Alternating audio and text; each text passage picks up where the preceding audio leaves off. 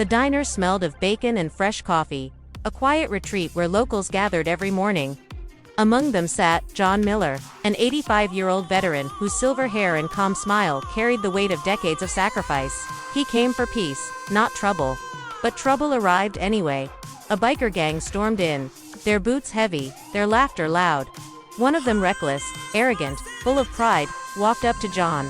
Without reason, without mercy, he slapped the veteran across the face. Gasps echoed through the diner. The old man steadied himself, his dignity unbroken, but his silence louder than any protest. What no one in that room knew was that John had a son and army captain stationed nearby, and when that call reached him, wheels began turning. 30 minutes later, the sound of Humvees would shake the earth, and justice would walk through that diner door. The diner clock ticked steadily, each second stretching longer than the last. The entire room had fallen into silence after the slap, the sound of leather against skin still echoing in the minds of everyone present. 80-5-year-old John Miller sat still, his hand resting lightly on the counter. The slap had stung, but not nearly as much as the disrespect behind it. He had survived storms greater than this, foreign battlefields, sleepless nights in foxholes, the loss of comrades, whose names he still whispered before bed. But never, in all those years, had he been humiliated in a place he thought of as safe. The biker, a tall, broad man with tattoos crawling up his neck, leaned closer, sneering. "What's the matter, old man? Didn't expect someone to put you in your place, huh?" His friends laughed from a booth in the corner, their laughter sharp and cruel. The diners, regulars, farmers, truckers, retirists sat, frozen. They wanted to act, but fear clamped their throats shut. The biker gang wasn't small, and everyone knew their reputation. The waitress, a young woman named Maggie, stepped forward timidly. "Please," she whispered, "just leave him alone." The biker smirked. "Why? He's just another useless relic. Pretends to be a hero but can't even stand up for himself." John lifted his gaze, his blue eyes steady. His voice came out low, calm, and cutting. "Respect is free, son. But men like you are too poor to afford it." For a moment, the biker's grin faltered, but his pride wouldn't let him back down. He shoved John's shoulder roughly, knocking his veteran cap onto the floor. The cap, worn faded, carrying the insignia of his old unit, landed near Maggie's feet. She bent quickly to pick it up, her hands shaking, and returned it to John with tears in her eyes. The room's tension thickened. Some patrons reached for their phones, some whispered about calling the police, but no one moved fast enough. The biker leaned in again, raising his hand as if to strike once more. John didn't flinch. Instead, he slowly pulled his phone from his pocket. His hands trembled not from fear, but from rage, and he dialed a single number. The line clicked. "Dad," a strong voice answered. John's lips curled into a faint smile. "Daniel, I need you." There was no hesitation. "Where are you?" "The diner? I'm on my way." John hung up and placed the phone back into his jacket. The biker laughed, slapping the counter. "What? You calling 911? Or your little retirement home buddies?" John's eyes didn't waver. "I called my son." The biker chuckled, but there was a crack in his bravado. "And what's he gonna do? Huh? Show up with his Boy Scout troop?" But Maggie noticed something in John's expression, something unshakable. His son wasn't just anyone. His son was Captain Daniel Miller, an army officer stationed just 30 minutes away with his unit. The bikers continued their taunts, ordering beers they didn't pay for, swaggering around the diner like it was theirs. They knocked over condiments, tipped chairs, and scared away to families who rushed out with their children. John sat calmly, sipping his black coffee. His cheeks still stung, but his spirit was unbroken. He checked the clock. 10 minutes passed. 15. By the 20th minute, the rumble of motorcycles outside grew louder. Reinforcements had arrived, more bikers, engines roaring like a threat. They piled into the diner, making the small space feel suffocating. Now there were nearly a dozen of them, surrounding John like predators, circling prey. The leader, the one who had slapped John, leaned over again. "Looks like your backup's running late, Grandpa." He grinned, flashing yellowed teeth. "Maybe we'll give him a welcome gift. How about that?" He nudged John's cane with his boot, knocking it to the floor. John looked at him, his voice steady as stone. "You have no idea what's coming." The laughter of the bikers echoed, but it didn't reach John. His eyes flicked once more to the clock. 28 minutes. 20-9. Then, at exactly 30 minutes, the sound changed. It wasn't the high-pitched whine of motorcycles. It was the deep, thundering growl of engines built for war. The diner's windows rattled. Dust rose outside. Patrons craned their necks to see what was happening. Maggie gasped, her tray clattering to the floor. "Oh my God," she whispered. Through the glass, headlights pierced the setting sun. A convoy of army Humvees rolled into the parking lot, tires grinding against the asphalt. Soldiers in camouflage uniforms jumped down with precision, boots hitting the ground. In unison, their weapons weren't drawn, but their presence was commanding. Undeniable. At their center was Captain Daniel Miller, tall, broad-shouldered, his uniform sharp, his expression grim. He marched forward, his soldiers flanking him like shadows. The diner door swung open with a heavy creak.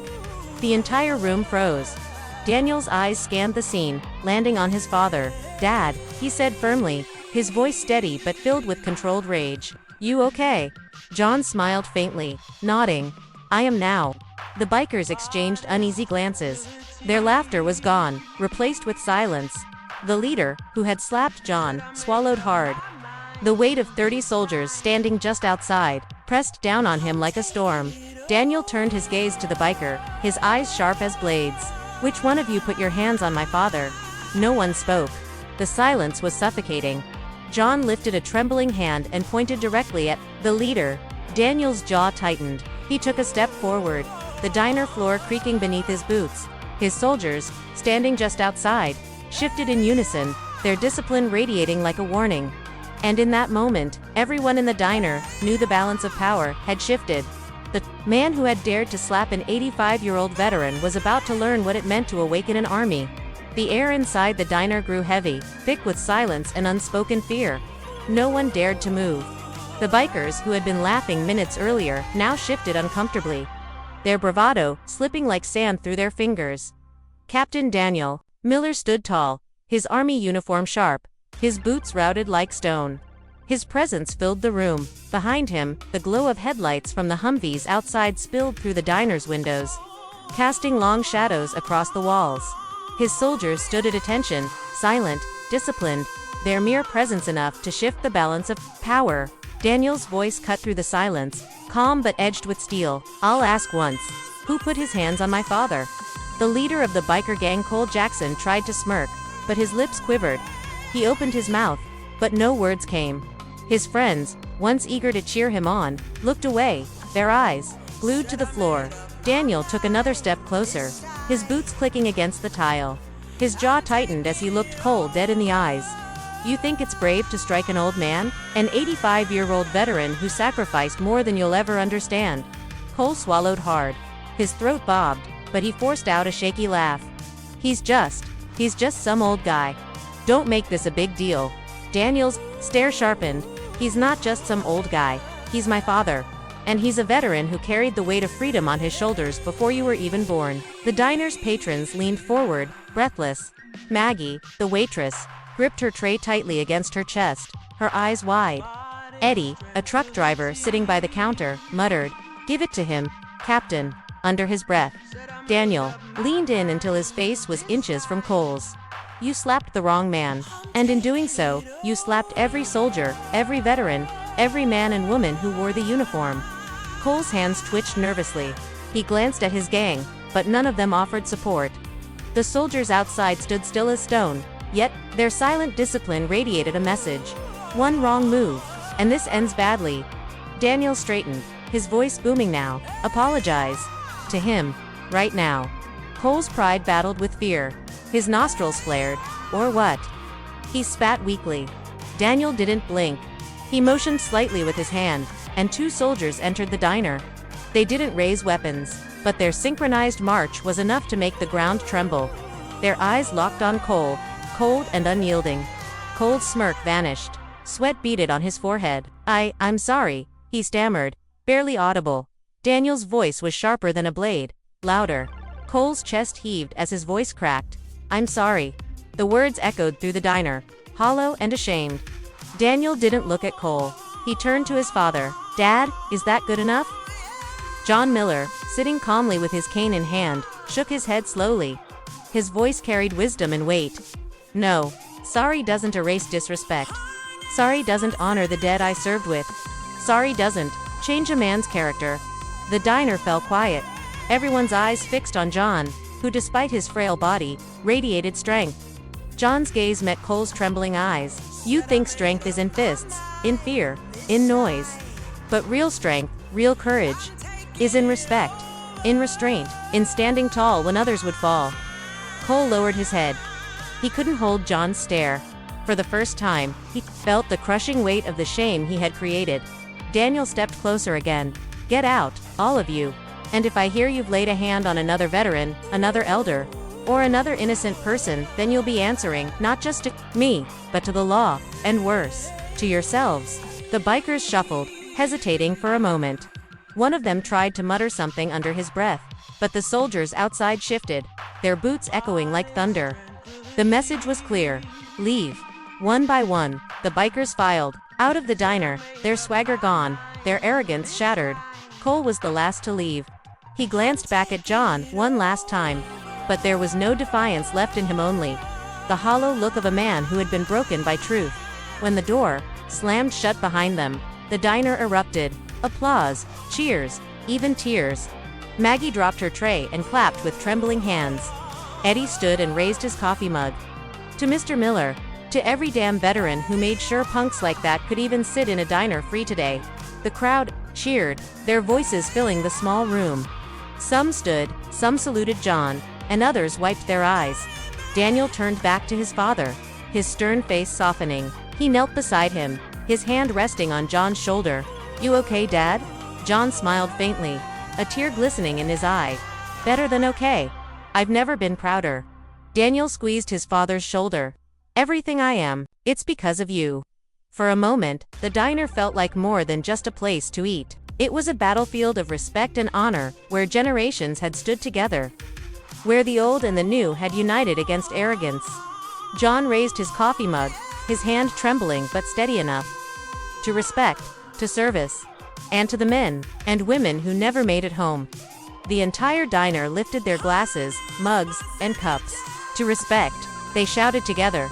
The golden glow from the setting sun spilled across the convoy of Humvees outside, soldiers standing proud against the horizon. That night, word of what had happened spread like wildfire across town. Not just a story of an old man slapped, but a story of a father's dignity, a son's loyalty, and a community reminded of the cost of freedom.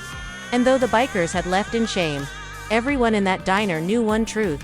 Courage doesn't age, and respect once tested always finds its way back stronger. What happened in that diner was more than just a clash between a biker and an old man. It was a reminder, a powerful truth, that respect is not optional. It's earned, and it must never be forgotten. That 85-year-old veteran had already fought his battles decades ago. Yet in that moment, with one slap, he was forced to fight again, not with fists, but with dignity. And his son's arrival with the army was not just about power, it was about honor. Stories like these remind us that heroes don't always wear capes. Sometimes, they wear uniforms. Sometimes, they sit quietly in a diner, sipping coffee, until someone tests their courage. If you believe veterans deserve our respect, share this story. Subscribe for more true stories that honor sacrifice, courage, and justice. And remember, respect the ones who made freedom possible.